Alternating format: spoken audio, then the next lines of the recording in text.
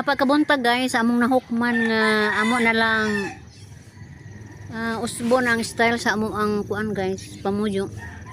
Kay kagabi arang dako as dagat na nagbitay na gani ang mga tanan. Ubang tanom anan guys, mga anod na. Tungod sa kay sa bagyong Ada man ni guys, hisa kapag ayo ang tubig. Mo nang nahukman among mister nga ngita mi paagi nga mataas-taas yun mo ang bubong sa among balay.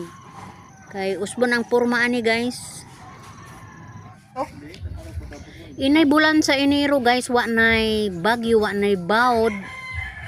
Unsa ba nga nanagko na yung punog bawod? Nabanaka na pud mi ani guys. Inay kay nalipay na mi kay nakaliwas na mi sa habagat. Ni agi hapon. Mo na nga nahukman jud namong mister nga pahabog-habugan na pod ning style sa mo ang balay aron malikayan nato ang pagsaka niya sa dagat.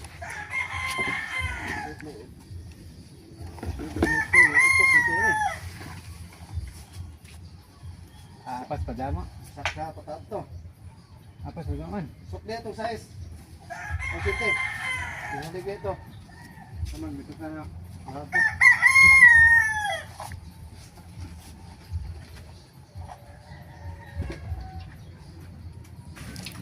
Dapat, pabiglas na naman. Hey!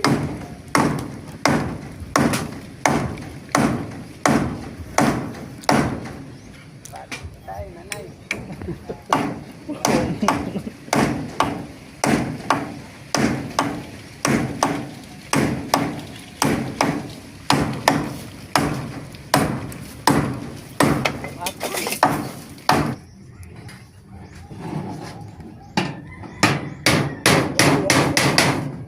Kasi sa ibabaw mo yun kung ano na.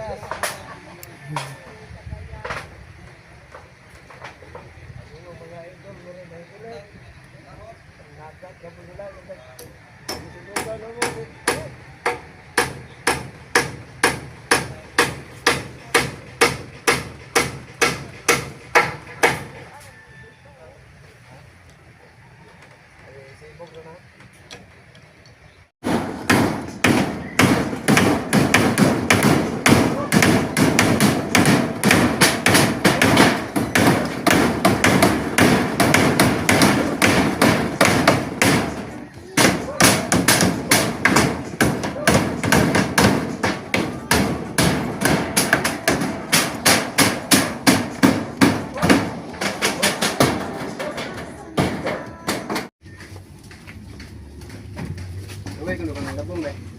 Ganito ba naman ba?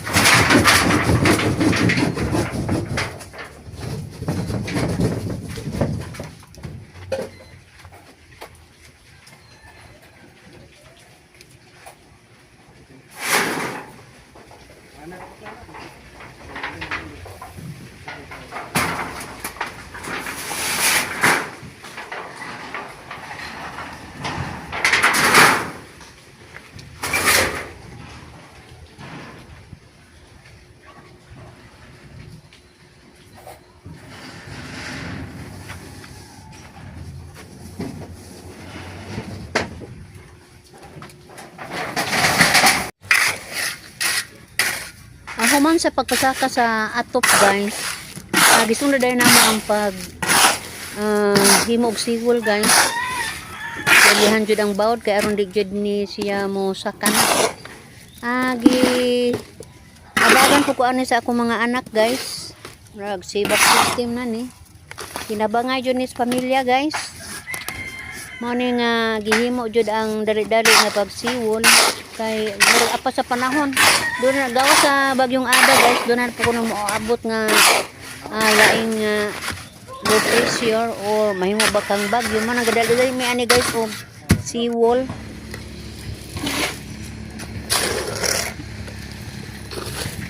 Og dako na akong pasalamat guys sa ako ang mga anak bisag nangaminyo na niya gyapon sila nagpaliw gyapon namo guys ilang mga ginikanan wa nila pasagdi. Magsalamaton ko sa akong mga anak guys luoy sa ilang pagtabang nako og pasensya na mo guys og marapilingan ako karong adlaw. Bye bye.